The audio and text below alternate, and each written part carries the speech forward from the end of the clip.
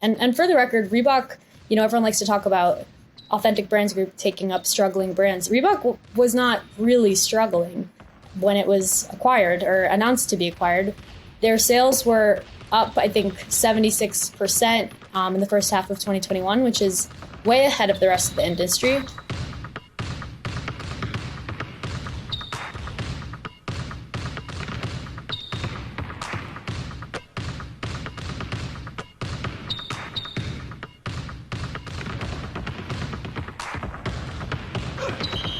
Hey, what's up, everybody? Welcome back to the Sneaker History Podcast. This is Nick Engvall here, and today I've got a special guest, somebody that's going to give a different perspective into the world of sneakers.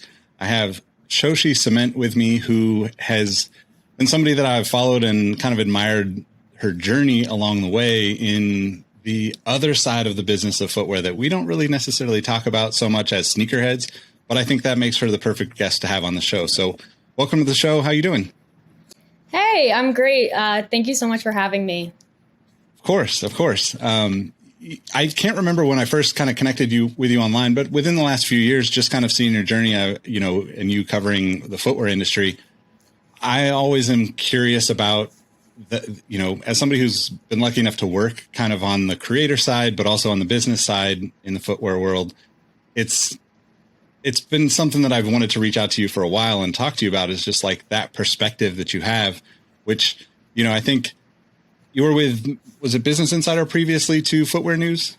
Yeah, started out at Business Insider. I think that's where I first saw a few pieces that you had written or some interviews that you had done. I was like, oh, this is kind of cool. Like, especially because the one thing I always find interesting about footwear is like, there's a lot of old people that like do the numbers and analytics and the business side of the industry that seems so far removed from like the, not necessarily like the sneakerhead community, but just the age range that like drives so much of the business. So it's cool to see you kind of as a new piece of this whole big mix of things going on. But I guess give like a little bit of a background as to like how you got into it and how you got into, reporting and journalism and that kind of thing as well.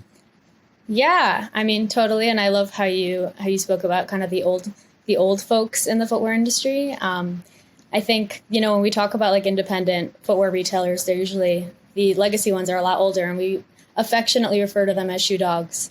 And they're definitely like a crucial part of this whole story, which is the footwear industry. And I think there's a place for all these different characters, which is one of my favorite parts about covering it. But I guess about me, I mean, I always loved writing. I always loved journalism. I knew that that's what I was going to go into. I think I have a different array of interests. So that kind of drew me to, being able to cover and digest different topics. And then with footwear and retail generally, that kind of just happened by chance. I graduated college and started at Business Insider. At the time, it was called Business Insider. They switched to Insider now, but I started out as a fellow on the retail desk, kind of covering everything across retail, from fast food to big box like Costco, Walmart, and apparel, as the stories rolled in. And over time, I just kind of realized through my coverage and seeing the readership and interacting with the community, how much of an interest there was in footwear specific stories and, athletic wear companies. So I started covering it at Insider. I worked there for in total 2 years. And then in July, I switched over to Footwear News, where I continue to cover footwear, the business side.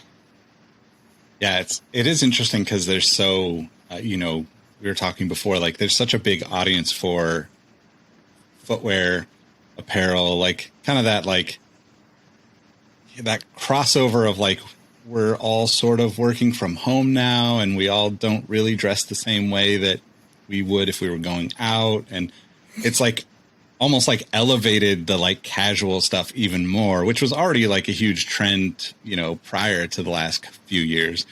But it's just as you have come into it, did you have interest in that aspect at all prior, or did really just the stories that you were covering kind of drive you towards it? Yeah, I mean, I think just as a general like interest of mine in journalism is I love covering topics that people are very passionate about. So like, for example, I myself am not really interested in sports. I don't follow sports, but my thesis when I graduated college was about sports and sports journalism and about sports fans. And I worked on a podcast about, the Alabama sports fanatics and what kind of that culture looks like. So I've always loved that, which kind of was what drew me to sneaker culture. I'm not a sneakerhead.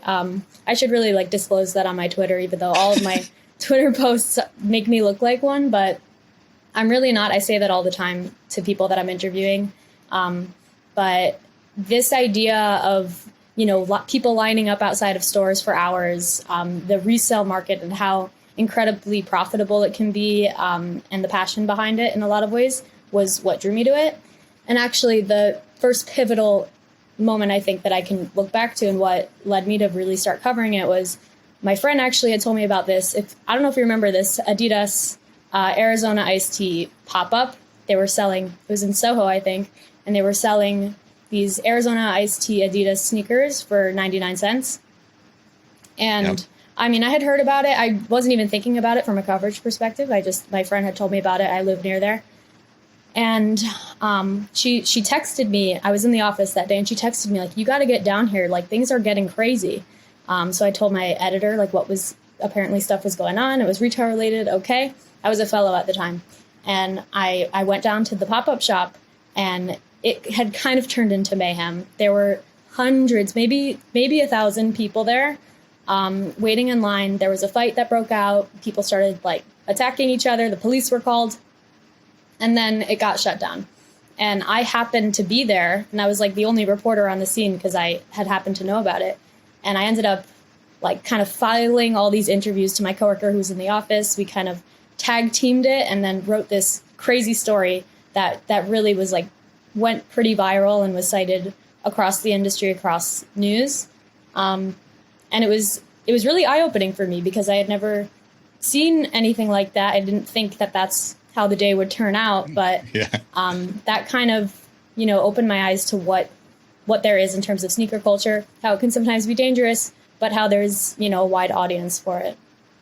Yeah, most definitely. I think that's kind of one of those things that, as I mentioned before we started recording, like I think that the perspective that you can have kind of slightly removed from it and not caught up in the need to buy or need to sell or need to like be a part of it, but like watch, like it's fascinating to your point. Like it's kind of what got me into content creating and journalism and like writing and just sharing like the perspective of like kind of being not an outsider, but just like an observer of situations. Mm-hmm. And I think with sneakers, people get so caught up. I mean, that example, right? Like there's like nothing worth all of that drama that goes on in those situations. Like just no product mm-hmm. is worth that. I don't care if you think that it's worth $1 amount or something. It just doesn't make sense, like, and right. Yet it continues to happen in sneakers and obviously in all sorts of other places with retail over the last couple of years too, with like, the reselling stuff and the PS5s and all these different things where mm-hmm. like, it's nice to hear someone that's actually observing without being a part of it too, because I think that makes your message and your stories that much more important, right? Because a lot of times, you could take the 50 people that are on Twitter right now and like, they're also worried about getting that pair that comes out on, whether mm-hmm. it's a retail release or a sneakers app thing. And they forget like to think about like the bigger picture and like how this is all playing out in like the rest of your life in other ways, right? Yeah. And I think to your point, that was kind of one of the things I think that my editors liked about me covering the beat. Like I had introduced it, so it was natural that I was going to be the one writing about it at Insider. But I think, there was a sort of, Insider is not a traditional like sneakerhead outlet. We're not like a complex or even an input or anything like that. So our audience, therefore, is very different. And the way that we were writing these stories was purposely catered to explain things to people who really don't know much about the culture, who want to learn, kind of like an explainer type of style. Even everything from like explaining what bots mean, or like certain words, kicks. We wouldn't just kind of take that for granted in our writing. We would explain everything, knowing our audience. So I think that was something that was definitely important. I think, I mean, like I mentioned to you before, there is a bit of, I think, gatekeeping in the coverage culture of sneakers. People feel like, you know, there is a community of people who grew up with this culture and they cover it from that perspective. They have a different understanding that I don't. But there is something to be said about learning it, and explaining it as you learn it, and offering that different perspective for some people. Yeah, absolutely. And I think too, like, you know, you can come into it without the bias that so many people have about one thing or another, right? Like, you kind of constantly see the chatter on social media amongst the sneakerheads out there, sneaker community, however you want to refer to them. And it's, you know, it's like overwhelmingly negative. And that's something that we, like, with the sneaker history community and like the Discord that we have and like the conversations that we have, really just try to like avoid that negativity, right? Because, you know, it doesn't really, I personally don't believe that you have to have a certain number of shoes or, you know, a certain value of shoe or a, you know, whatever crazy experience to say that you're like a part of this community. It's more just like if you're passionate and you want to share some of those conversations with people about that passion. Mm-hmm. And most of the time it's really just a conduit, like, you know, to your point about covering retail, right? Like, people will line up for iPhones and line up for all these different things throughout the years. And especially in New York with Supreme and Kith and all these places that have like popped up. And it's really just like a community of people standing out there, like in the cold, you know, like having conversations while they wait in line. Right. Mm-hmm. And to me, like, being able to like step into something like that is, you know, like to your point, like it absolutely, you know, gatekeepers everywhere in all of these things, right? Sneakers in all sorts of nuances of sneakers too, right? It's like, you have to know certain things. You have to reference certain things, spell things a certain way. You know, you put Air Jordan in front of Jordan and, you know, like all these things that like at the end of the day don't really matter that much to the bigger picture. There's just a small few people that are like really kind of holding on to something that has evolved, you know, a long ways from the way it was in a lot of ways. But also I think like there's some, you know, to give credit to some of those people, there's a lot of people that do a good job of kind of documenting those elements of like what happened here and what happened there that hopefully people will learn from. But like to your point about seeing, you know, fights break out and stuff, like clearly, I don't know if some people really want to learn from any of the past. So, but I do think that like that perspective and you having, you know, kind of just getting to learn that as you go is like really valuable in the way that you're able to communicate. And I think like to you know, the previous generations of even, you know, like retail business owners, like they could learn a lot from having, you know, conversations with people like yourself that get to bring a fresh perspective where it's almost like not encouraged to be new to sneakers in the community of sneakers. That makes right. sense. Yeah. And I feel like I have seen a shift even in the last few years. I mean, I'm thinking like at Insider, they've been covering it, which is a huge outlet. Obviously, you know, we had that piece in Bloomberg that kind of exploded, I think a year ago. But content aside, you're seeing these like huge publications writing about something that was considered so niche so long ago. And I think, like, to your point, people are, maybe the old school sneaker journalists are holding on to, you know, we get the culture, we get to write about it. But that's obviously shifting. It's an asset class now, as everyone likes to talk about. So everyone, if you're a style reporter, if you're a retail reporter, you have to be writing about this. So it's interesting to see the shift. Yeah. And, you know, that shift is also like just super apparent to me in the number of like consignment/resale stores that are in New York City now, right? Like, traditional retail almost doesn't exist. I mean, it obviously doesn't exist the same way that it did, but like, it's probably, you know, I don't know what percentage wise, you could probably speak to this better than I can, but like, to me, it seems like there are exponentially more resale or consignment stores, secondary market stores than there are traditional, like, I don't know, Paragon Sports or whatever those like mom and pops or, David Z years ago. Do you think that, like, as somebody who's kind of newer to the whole world of it, do you think that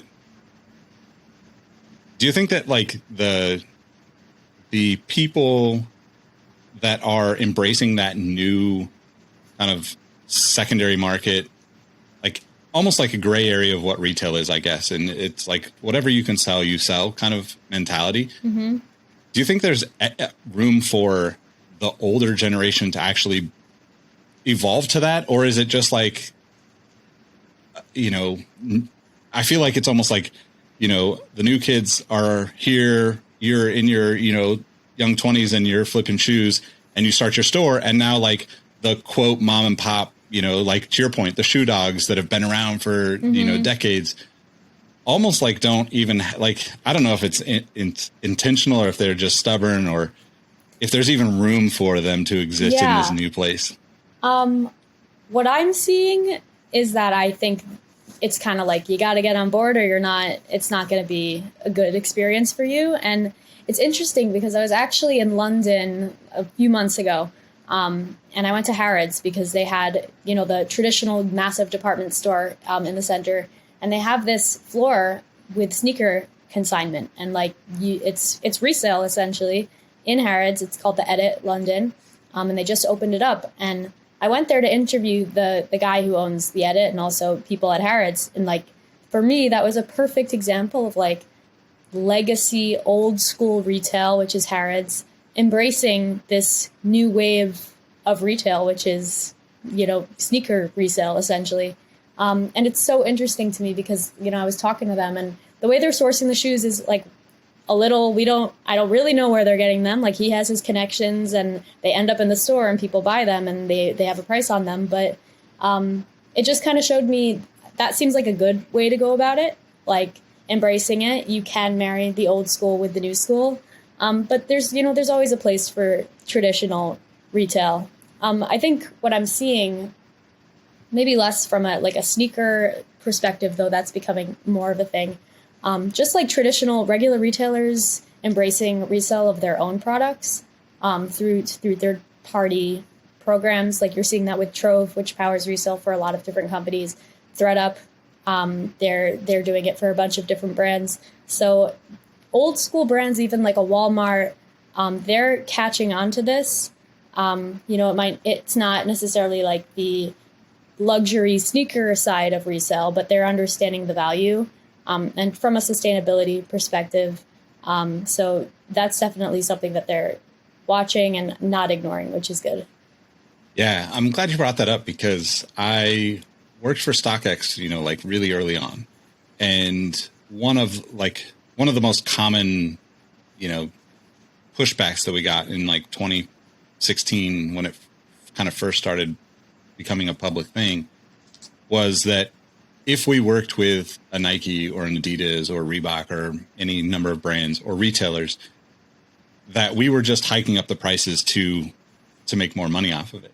And I always just didn't understand. I mean, I can kind of understand that perspective is like you think that we can just hike the price up, but the demand is what is hiking the price up. It's not like we're saying to sell this. Like we're putting the way that it was set up, we're putting it out to market and the market decides what it does, right? Like that's kind of the blessing and the curse of what a StockX kind of does for the whole industry. But it's really fascinating because, things have just evolved so much in like, even just in the last 5 years in that regard, because, now you're seeing even, like your example of Harrods and, just like, I think recently Nike released like limited, Air Jordans on StockX or in partnership with StockX, some Oregon Ducks shoes or something. And, I think like this is just the natural evolution of these partnerships, right? Like you're just going to find ways to partner with these companies that have been able to build a lot of energy around product releases, whether that's secondary market or a boutique. It's the same kind of collaborative nature that a big business like Nike says, hey, how do we get a little bit more excitement using a partner to do this? But I guess like let's kind of circle back because I want to talk to you like specifically about like, you know, over the last year or two, like what have been some of the like, I guess, biggest stories for you as someone who is not necessarily like looking at like the big story being like, I need to buy this shoe the way a lot of sneaker consumers are. Yeah. I mean, I love talking about the business side of footwear. It's funny because in my like regular circles outside of work, I don't really have any friends who know anything about footwear. So it's always fun for me to talk this stuff. So that's exciting. In terms of stories that have been big, I mean, obviously the IPO and acquisition market is always an interesting topic, and we could get more into, you know, specifics like Reebok, which I think was the biggest shoe deal of 2021. I think another trend that I've been watching, and it was, you know, partly throughout 2020 and then really through 2021, is just this general business move to shift, brands shifting their focus to direct to consumer channels as opposed to with different wholesale channels. And this is from my perspective as at Footwear News, where we cover like all aspects of this. It's a super interesting story. There's a lot of interest in it because of the effects that it has for, you know, bolstering a brand's digital and store business, and also kind of the negative effects of what that does for, you know, a retailer that might rely on Nike for sales. So we've seen this, you know, with Nike is probably the most notable example, pulling out of a bunch of different partnerships, DSW, Zappos, you know, a bunch. We've seen it with Crocs, Under Armour, Adidas, kind of all the big players doing that. And that's been a really interesting area to cover and kind of see the ripple effects throughout the industry. Do you think that there are, aside from the obvious, you know, kind of, let's say, casualties that come from big brands pulling that kind of, you know, if a company depends on, you know, Nike, for instance, for let's say 70 or 80% of their sales, and obviously if Nike pulls out, then that essentially shuts down that business. And it's not, you know, I want to have empathy for those people that have that business, but I also can understand the business decision of like, this might not make sense. Also would encourage those people and anybody that has a retail store now to diversify what you're selling and not depend on one brand. You know, if one partnership can pull the rug out from under you and end your business, then that's going to be challenging no matter who it is, because eventually it will happen, right? Like nothing lasts forever. Yeah, but no, that's a great point. Do you think that there are other downsides to that in like, you know, the bigger picture of the footwear industry? I think it's a great point that what appears to be detrimental for certain brands, which is this phenomenon of pulling these big brands pulling out of the retailers, it does allow for room for growth amongst some of these retailers. Like it's never good to rely on one brand, and in the same way, and we're learning in the supply chain crisis, don't rely on one region, don't rely on one brand in case of a shutdown. So I think that these retailers, let's say like a DSW, they're leaning into other opportunities. Retailer owned brands is a big opportunity. So I think there is room. And it is a business. At the end of the day, it's a business choice from these brands. They're seeing what's working for them. They want to control the way that their brand is presented, which is a big reason that they're pulling out of certain channels. So I think everyone agrees that it makes sense for them, and I think there's still a lot more to go. I mean, I think in 2021 we heard a lot of announcements of these channels kind of ending. I think in the next year or two we'll see the actual effects on what that looks like, but I don't think it'll, other than, you know, some stories that I've heard about like small independent family owned stores. I've read stories of them having a lot of issues from that. But other than that, I don't think it's going to be a death knell. You kind of mentioned something that will lead us into like the next part of this conversation. But like, I think that the way that brands present themselves is always like an interesting thing for me, because I've worked on both sides of kind of the brand coin of like being somebody who was partnering with those brands to present stories and tell stories and introduce product and sell product, you know, through like working at retailers, but also like on the brand side in work that I've done where, like you're kind of trying to present it in you're always conscious, I guess, of how everything is perceived. So one of the things we kind of touched on prior to our conversation today is the way that brands are navigating, I guess, like the last couple of years of this kind of, I don't even want to call it an uproar, because to me, like it seems like it's just a constant conversation that needs to be had, because inevitably brands just hire people that look like me, and they shouldn't, right? Like they need to hire, like you have to be surrounded with a diverse group of people in order to even be relevant, in my opinion. Because if I saw a picture of a bunch of dudes that look like me as like board members or whatever, like I just wouldn't want to be a part of it, right? It doesn't make sense. And I know that like that might be like a tough thing for people to swallow, but like to me, that presentation aspect of like what brands are doing to kind of, I don't want to be negative towards it, because I know that like the change has to come regardless.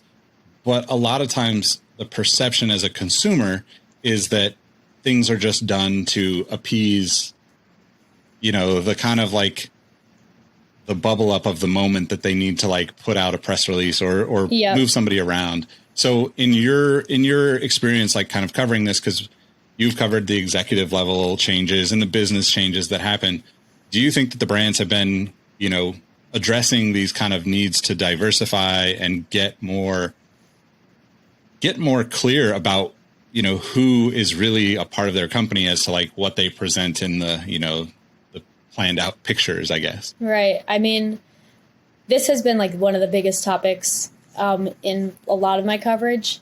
It's really tough and important one. And I commend a lot of my colleagues who've covered it really, really well. Sheena Butler Young, she did a lot of that before I came to Footwear News. She's not there anymore, but Peter, also one of my colleagues, also has done a lot and is working on a lot of that stuff. I would say it's really hard to get away with lip service these days from the brands. So like we see diverse representation in advertisements. We see it in the endorsement deals. That much is clear. That's really not cutting it for anyone these days, which is what I'm gathering from talking to these people and just covering all the initiatives going on. People are really holding these companies accountable, and that's their consumers, and that's people who work at these companies. It's on every level.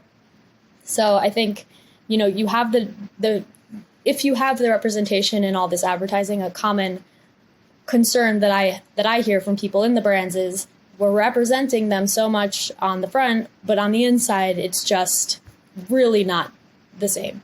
So, you see in the last like year or so, all these milestone reports and goals, companies trying to increase with hiring, with retention, and with promotion. When it comes to people within the company, these are all really important. There are ways to do this better than others, and there are really great experts who know a lot about this topic. And there are a lot of great organizations helping deal with this issue. I've spoken extensively to Dwayne Edwards at Pencil, who's doing amazing work and really understands this issue better than anyone else in terms of hiring and getting the right talent in the door. So I think that's ubiquitous. Everyone is kind of addressing that's a big issue. I think it's getting better, but obviously there's work to be done, and these brands will be the first ones to admit it. You can look in their SEC filings, and they're admitting it themselves. So, yeah. But I don't know. I think there's definitely a long way to go, but there has been improvements, at least quantitatively. It's good too that like to have, like yourself, and you mentioned Peter, who I want to get on the podcast too. Like we text pretty regularly, but we just haven't, I don't know why, kind of thing. But we see all this stuff so much now, thanks to like coverage of what you guys collectively do, right? Like you don't have I kind of just call it the sneakerhead blinders, right? You don't have those on going into this, where you're not swayed by, the fancy, shiny object that is the new release kind of thing. but it's interesting, and I want to ask, I guess, or preface my question first by saying, like, I was really lucky and got to be a part of some stuff in the film industry over the last few years, and was a part of a couple of events and organizations that basically try to address these same challenges of representation in the film industry, which is, I guess historically probably even worse than sneakers, because it's so like tough for people to get into and really be supported within the industry itself. But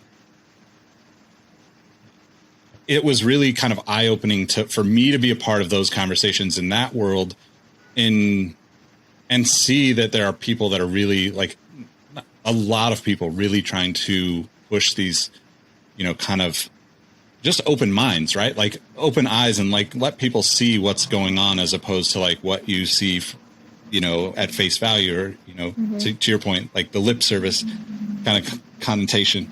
But I guess, like, maybe even a little bit outside of footwear if necessary, but like, do you see that same kind of conversation happening in other aspects of the stories that you cover, outside of sneakers? Because, like, I think with sneakers, or with, let's say apparel, sporting apparel, whatever, a company like Nike is almost like, they're almost like, presenting that they're an ally in all of these things all along the way, because it's like, I don't want to discredit the fact that they try to be, but like they're also a huge part of the problem in a lot of ways. And at least from my perspective, it doesn't seem like the conversation happens in a lot of the other places around the footwear world, or connected retailers and stuff. How do you feel about that? I think that's a great point. And the way that I thought of it when I was first covering it was I don't think it's just because we're so involved in sneakers that it feels like it's really come down onto the sneaker companies, and it's really, you're seeing a lot of changes happen from them and a lot of statements and stuff. I think it's because sneakers are so intrinsically linked to this culture in every aspect, and anyone will tell you that. So it becomes even more so important. Whereas, another company, or let's say a tech company or whatever, doesn't necessarily have that historical factor there. Not that it's not important, it's equally important, but it just makes the call a little bit different, I think, and it changes the perspective. I still think, though, like across the board, just anecdotally from reading the news and talking to friends, I think it's important everywhere. Everyone's aware and taking note of it. But I do, I don't think it's just because I'm covering it, but I do feel a lot of the pressure on the sneaker companies there. And they're very motivated, at least externally, it sounds, to change things. So, but that's an interesting question. Yeah, I mean, hopefully they, are continuing to make those changes, and make the entire industry a better experience for everyone. Because I do think, like, there's a lot of, I mean, we could get into other nuances about it, right? But like, with sneakers, not only is it coming directly from a culture in almost every way, there's also just like the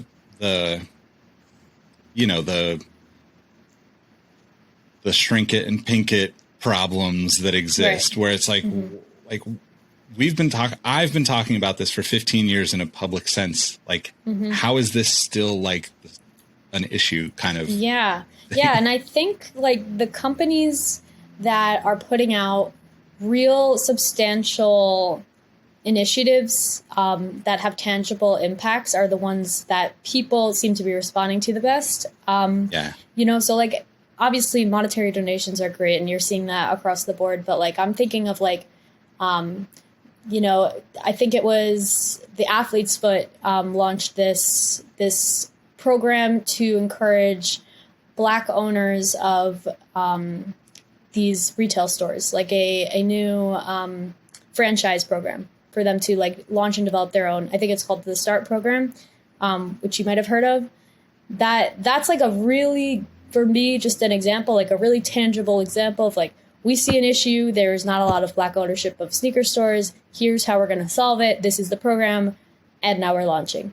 And it's like, that's very refreshing for a lot of people. Also, a lot of companies are posting like updates to their initial announcements. I know Foot Locker did that pretty recently, which is also great. It's them holding themselves accountable instead of making other people hold them accountable. So those are good examples, I think, of the right way to go about it. I think those are the things too that I guess, like, just as somebody who kind of is in this like space of like both the business side of footwear and like the sneakerhead side of footwear, I wish that those kind of stories, because, you know, 90% of the time they come from you or people that you work with. I wish those got as much traction across the sneakerhead, you know, blogs and Instagram accounts. So you got to see more of that, right? Like, I think like those accounts specifically, and not picking on them because obviously everybody's kind of, you know, you're kind of just like whatever the algorithm says is what, you know, your social media team ends up putting out in a lot of ways. But I think those accounts oftentimes report about the, like, for lack of a better term, report about the fire that when it starts, but never talk about the efforts to put the fire out or make that experience better for people. So Right. I'm glad to hear that you are seeing those things, and those two examples are, you know, definitely things that I've seen that are good too. I guess to shift a little bit, you know, I've been a big fan of Reebok for a really long time, so I'm kind of sensitive about this next subject. So, you know, the acquisition, you know, Authentic Brands acquiring Reebok from Adidas this last year, you kind of mentioned as one of the bigger stories. For me personally, it's really been kind of just disheartening to see a brand that had such a history behind it and so many kind of cool marketing along the way, whether you like the shoes or not. Like, they had so many moments throughout the years that made it such a powerful and like just well-known brand.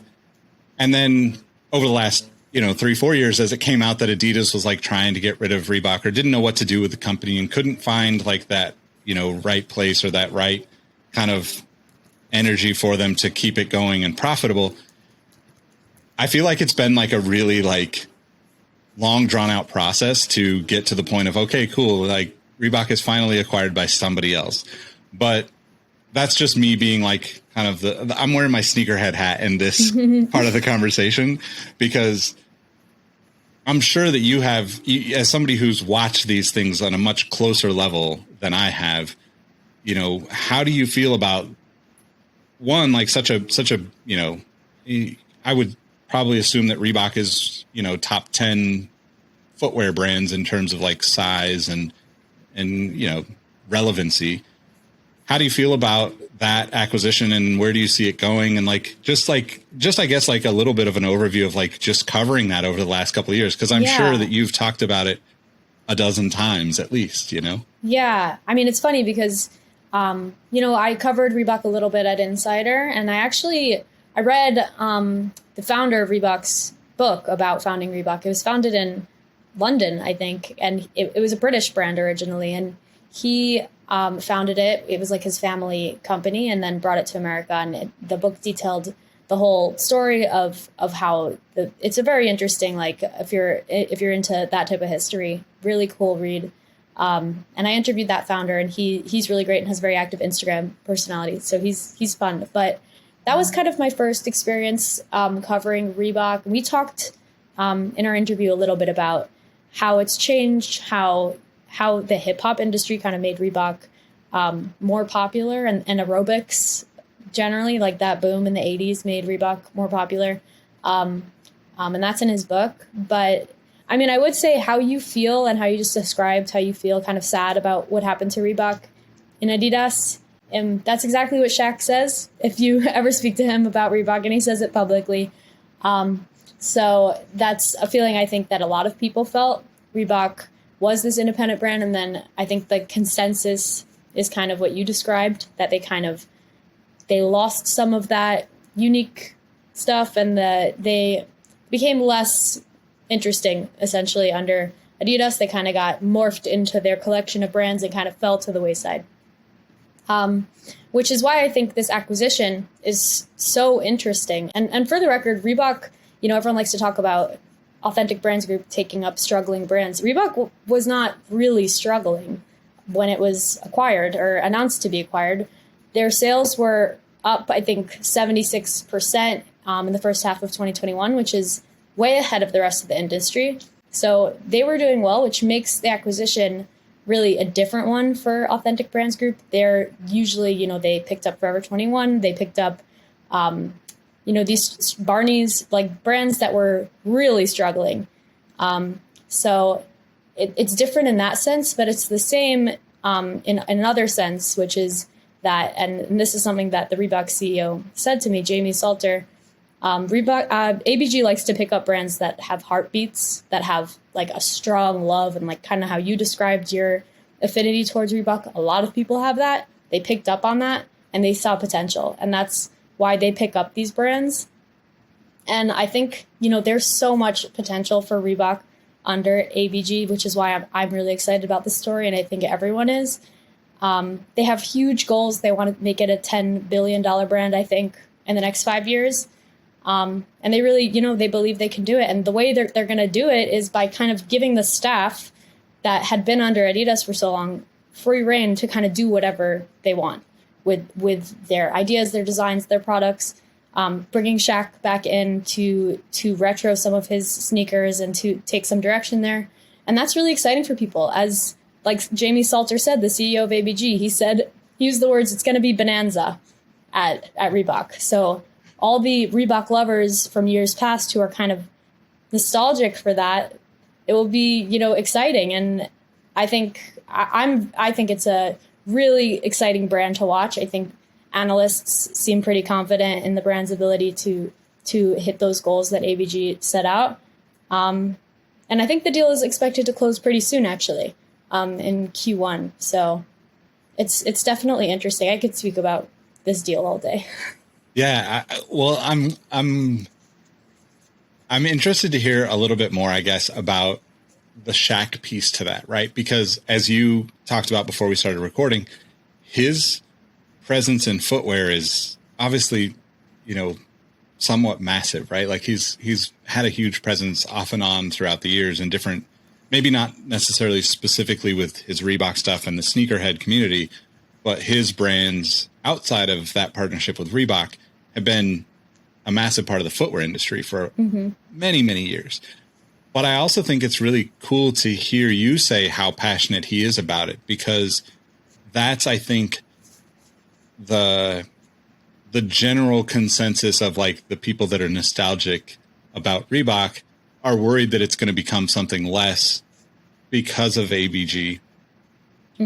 But, to consider that they already have that partnership with Shaq in place and what that could potentially look like if he's more involved. He seems like, in my, couple of times getting to interview him, and you could probably speak to this as well, but like, he seems like one of those people that when he gets genuinely excited about a new thing, he likes to be really involved in it. And maybe that's not like I'm the creative director and like I'm in front of the business the way some people do, but like, he's super passionate about a lot of these things. So yeah. Do you think that like, do you see that being like a big piece of the future for Reebok once this deal does close? I mean, for sure, definitely. And I will just say, the way you described, Shaq getting excited and being involved, I don't know in every area of his life, but I will just say when it comes to Authentic Brands Group, he's a shareholder in the company. He's like one of the largest shareholders in the company, because initially his involvement with the company was that he had kind of signed his name rights to the company for them to do kind of what they do with the Elvis Presley brand and kind of make that go on. And when he signed the deal, he decided to invest basically all the money that he was getting from the deal back into the company. So he's involved with a lot of stuff that goes on with ABG. It's not just Reebok. It's not just the Shaq brand. And the whole way that Reebok even came about as a deal was because Shaq was driving it and he was behind it. And Jamie and the CMO and president, Nick Woodhouse, have said this directly, and they've said it publicly. Like, Shaq saw that Reebok was struggling. They saw it was up for sale, and he pushed the company to go out and get it. And obviously, Jamie and Nick have business acumen, and they understand the potential for brands. But it all kind of came together in this nice little scenario. But the story they tell is Shaq would call up every day. Did you get Reebok? No. Did you get it yet? No.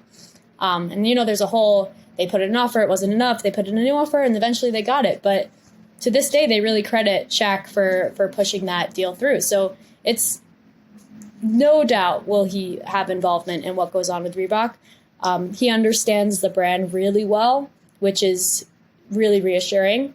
And then in terms of like just running under ABG, I did mention this to Jamie when I was talking to him about this, and I asked him, like, aren't you nervous that if ABG takes on this brand, is there a possibility that it can just kind of be diluted? You're a retail powerhouse. You have so many different brands. Is it just going to be like one of another brand? Like, is it going to be an Adidas situation? And the way he described his company kind of set those fears aside for anyone who might have them, which is they're very specific at ABG about who they put in charge of different brands. So they're hiring the right people for the right brands. They have a very organized and specific approach to hiring and staffing that kind of brings out the best in each person and brings out the best in each brand, which I think is really interesting and important, and like might be the most important thing to make a brand like Reebok succeed. You need those people who understand the brand, like Shaq. So I think it's only good things. But yes, Shaq will definitely be involved. Yeah, that's really kind of awesome to hear, because I think that's hopefully that helps alleviate some of the fears of some of the people that are probably going to be listening to this that are like more like diehard collector and sneaker and like, really like nostalgic about the brand more so than like, the kind of more modern evolution of what it has become, and like the, some of the like collaborations and some of the partnerships that have been announced where it just feels like there's a disconnect between like the legacy product and the future of the brand. And I think that, if you personally like talking to people at Reebok, there's been a lot of confusion about like where the brand goes under the Adidas banner anyway.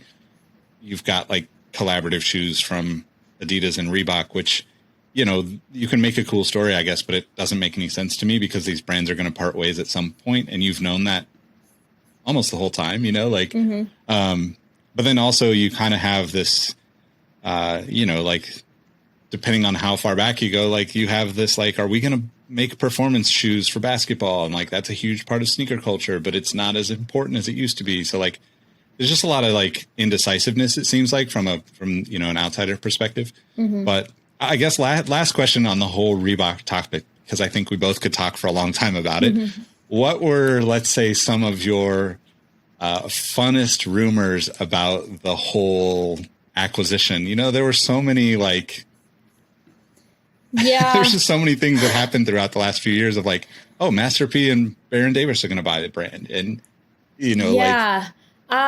Honestly, I don't even, all I do remember is like, we have our guys at Reebok that we talk to, and I just remember that the PR people, I just remember them being like, maybe 2 weeks before it dropped, they were like, we have no idea and we won't know until it drops. So it was really quite amazing that it didn't get leaked, because it did drop with a press release and we wrote it up that way. But I think they did that on purpose. I don't even remember the rumors. What were they? I don't really remember hearing so much about ABG, but I guess that makes sense. Yeah, and I think that's the most fascinating part of it to me, is that like they weren't necessarily a part of the conversation anywhere publicly that I can recall. And to your point, like it was almost like a surprise that, oh, people are still talking about Reebok being acquired by somebody all of a sudden because they announced it. And it was just, I don't know, it's just like fascinating to me how like up and down the story was, because there was times where it was like, there was all this money saying that Adidas is losing. And like, to your point, right, I've felt like they've been doing well as a business, just as a consumer. Like they've been doing well in a lot of ways that didn't seem to be giving the team at Reebok credit for it. But it's just fascinating to me. I guess like, kind of, I guess going away from that, like, what do you see as like the bigger stories for the coming year as we get into 2022? Yeah, I mean, Reebok is definitely up there. And even today, they just announced a licensing agreement in China, and they're kind of doing one of those every few weeks. So it's interesting. My editor and I were talking about how interesting it is to see so many plans for a brand that the deal didn't even close yet. Seems like a rarity in the industry, but I guess it's empowering and exciting. So that's definitely a big one that we're watching. We kind of talked about this very briefly before, but everything going on with the metaverse and the virtual world of sneakers is really new for a lot of people. NFTs, I think it's a really divisive topic. You have a lot of old school analysts who are not into it, and you can see that on Twitter. It's very funny. But then you have people who are totally bought into it. And, Nike is making patents for virtual sneakers now. This is clearly a real thing that people are getting on board for. So, I feel like every other day I'm writing another story. This brand enters the metaverse. This brand enters the metaverse, NFTs. So that's definitely going to be a big topic. And I mean, I don't know if it's going to last for years or if it's really the future, but it's definitely a topic right now. Yeah, I could not agree more. It's fascinating to see like the kind of just how polarizing it is too, because there's just so many instances for me looking at it as like, well, yeah, it would make sense that we have these types of things and there's some sort of accountability for like the creation of them and how they change hands. And like, at the same time, it's also like, kind of looks like video games, right? Like this has been happening in video games in a lot of ways for years. Now it's just like making it more of a real, more, I don't know if it's just, like, I don't want to get into that too far, but like, there's so many things that are like, yeah, it's kind of been coming, but I just recently had a conversation with somebody specifically about like, NFTs and the way that all will play out, and kind of curious how you feel about it, because I've been a part of, writing or covering stories for people for a really long time. And as that stuff evolves, inevitably, like my name will be removed, not intentionally most of the time, hopefully, but like if a site changes the way they produce content, or a link gets broken, or any of those things that can kind of, fall off the way the internet evolves now, like there's definitely stories that I can no longer find that I know I wrote. And this hopefully in some aspect could potentially solve some of those issues too, that it's not even a talking point related to kind of, I guess like the metaverse, so to speak, but like just the accountability of it makes it really interesting. I don't know that we'll get to that either, and I don't want to speculate on it, but I do find it fascinating that it's just becoming a part of all these like subcultures like sneakers, Yeah. And first off, that's terrible that your name is being removed from things. That's unfortunate. And I hope that gets fixed. But in terms of, are you referring to like designers not being recognized in the metaverse, or a problem with, ownership? Yeah. I mean, I think that, there's just a lot of, kind of stuff that people have created throughout the years, whether that's, right now, obviously we're looking at designers, but like, I think just from a content creation standpoint, there's ways that this could benefit people that we don't necessarily think that it will benefit people. And I'm just trying to be optimistic about it, because like, if Nike's investing in this and if Adidas is investing in this, like to your point, it's not going away. It's only going to get bigger. People are going to be more involved in it. I'd rather be at least like educated and open to it and try to understand it as well as possible if I'm going to be a part of it. Cause even if I was to say years ago, I don't want to be a part of social media, like eventually, like I feel like a lot of these things just suck us in because everybody else that we know is doing it in some way. It's like, okay, cool. Like I'm going to check this out. And next thing you know, to your point about sneakers, you find somebody that's passionate about it and now you're on this like crazy new journey because they're so excited about it.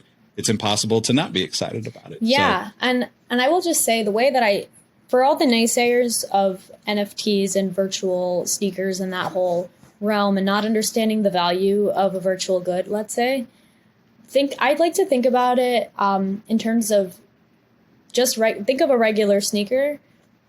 Someone might not understand how a very valuable Air Jordan, let's say, is very valuable, or like a really old Nike shoe.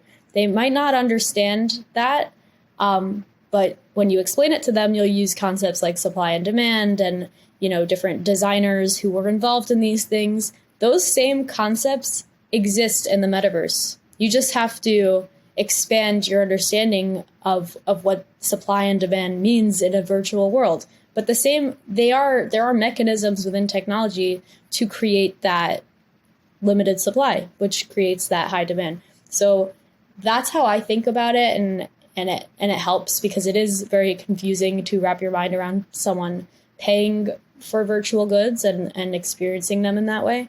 But buying a rare shoe for thousands of dollars was a weird concept to many people at a point. Now it's just kind of taken for granted. Yeah, that's a great point. So I have one last question, because our audience is very sneakerhead centric and probably spends lots of money on sneakers.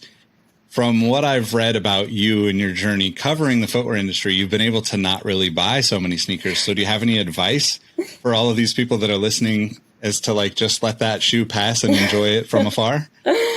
Oh my goodness. Well, I will say I do believe in buying within reason what makes you happy. And if sneakers make you happy, then go ahead and buy them. I know my coworkers are very into shoes at Footwear News, and they have a lot of shoes.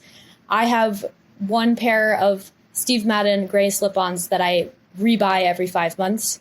So that's how I live my life. They match with everything and I like it. But, I think comfort, just from a footwear business industry perspective, comfort is obviously working for a lot of people. And all the shoes I have are comfort focused. The sneakers that I have right now are Hoka's, and they're amazing for walking, running in the city. But if it makes you happy, buy it. But set your boundaries if it's causing issues for the bank account. Yeah, this is definitely some sound advice. Well, thanks for spending an hour with me and chatting about all this stuff. It's been awesome to talk with you. I want to make sure that everybody can find you. So I guess let them know where to find you on social media and how they can connect with you. Sure. Yeah, you can follow me on Twitter at Shoshana Ciment, SHOSHANA CIMENT. And I'm on Instagram as at Shoshy Sim, SHOSHYCIM. And follow Footwear News. We put out great news daily. Awesome. Thanks again for your time. Thanks everybody for listening. Make sure you give her a follow. And obviously we will catch you on the next episode. Thanks Peace. so much.